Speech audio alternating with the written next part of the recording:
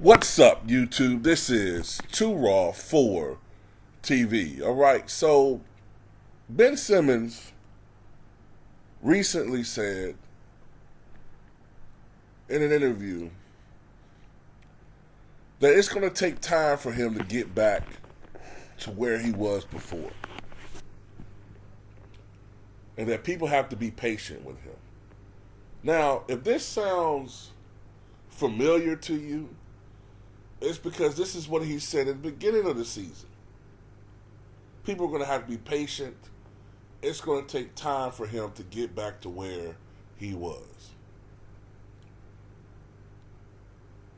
He brings up the back surgery and how painful it was, how he's still dealing with pain. And, it's going to take, for the way he's talking, years for him to get back to where he was. And to that I say, nobody's trying to hear that shit, Ben Simmons. Oh, you got a couple of Ben Simmons apologists still lurking around, making excuses for him. But at the end of the day, nobody's trying to hear that shit. Yes, he did have off-season surgery on his back. And so that does mean he was having some issues with his back.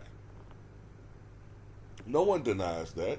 And I'm not saying that Ben Simmons needs to go out there and be playing like prime Magic Johnson or prime LeBron James, the players that he was compared to when he was first drafted. But at the end of the day, like, you weren't playing at 100% anyway before you got hurt.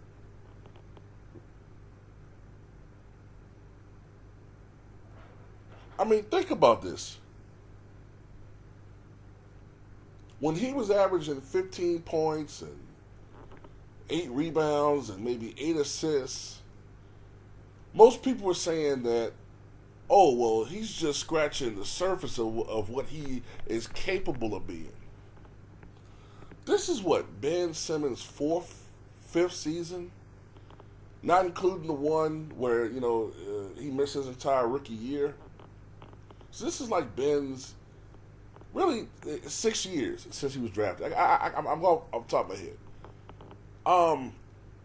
If anything, you've regressed, bro.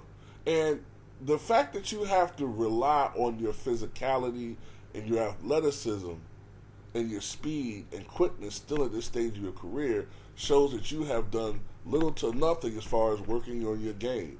We've seen the reports on you. We've heard the rumors that you don't really work on your game and you don't push yourself. And, there was, I think during the bubble he was playing against high school kids and college kids, people that he know he could dominate. But he didn't want to push himself against superior competition. That's the only way you'll get better. But he's not he's not built like that. All right? He wants the easy way out. And I'm sorry. Well, everybody's going in on Kyrie Irving. And I'm not saying Kyrie Irving is perfect.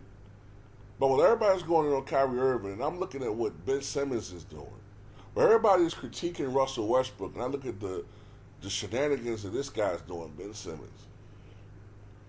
Man, it must be nice to be a clutch client. That's the only thing I can think of. It must be nice to be a clutch client because these motherfuckers get protected like no other in the media. They get protected. Everybody I can think of that's a clutch client for the most part, they get protected.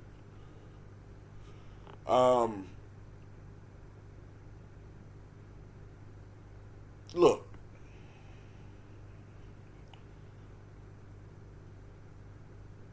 even when you were supposed at the peak of your powers, the critique was on you. You're mentally soft.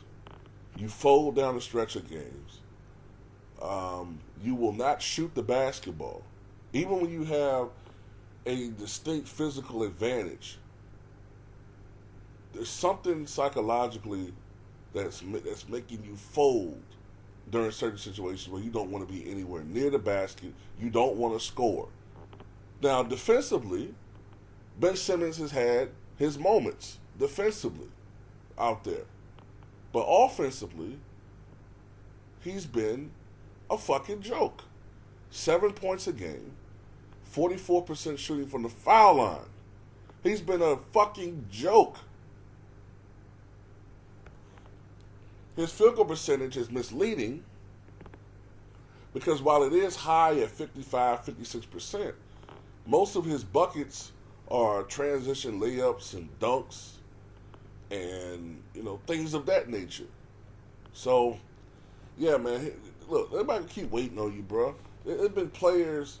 Carmelo Anthony was out of the NBA for over a calendar year, if I'm not mistaken, over a calendar year.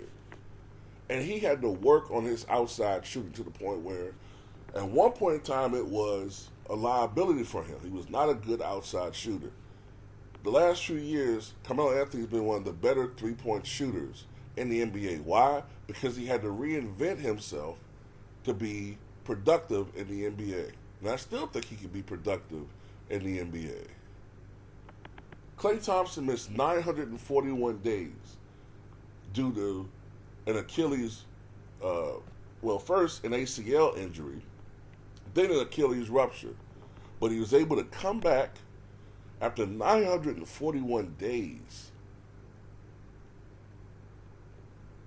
And while he's not the same player that he once was, he still is a player that can give you 20-something points a game.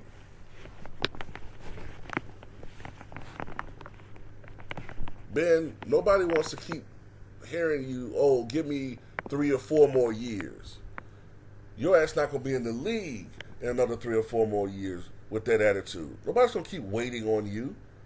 That's the entitlement I'm talking about with these players today. The entitlement. The NBA is a business. Nobody's fucking waiting on you.